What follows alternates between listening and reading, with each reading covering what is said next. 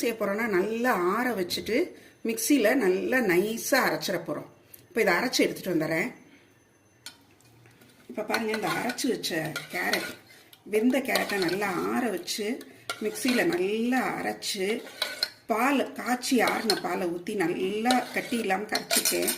இந்த எடுத்து வச்ச பால் ஃபுல்லுமே ஊற்றிடுறேன். ஊற்றிட்டு அடுப்பில் வைக்கலாம். எடுத்து வச்ச சுகரில் பாதி தான் போடுறேன், ரொம்ப போடல, ஒரு 4 ஸ்பூன் தான் போடுறேன். வேணும்னா டேஸ்ட் பார்த்து போட்டுக்கலாம். இந்த கேரட் கீரில் என்ன ஒரு இது ஸ்பெஷாலிட்டி பார்த்தீங்கன்னா, இதுக்கு நெய்யும் தேவையில்லை, சுகரும் ரொம்ப வேண்டாம்.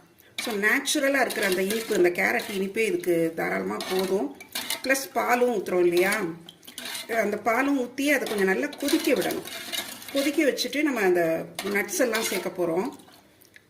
நீங்கள் இதில் சூடாகவும் கொடுக்கலாம், இல்லை சில்லுன்னு கொடுக்கணும்னு நினச்சாலும் ஃப்ரிட்ஜில் வச்சு நல்லா கூலான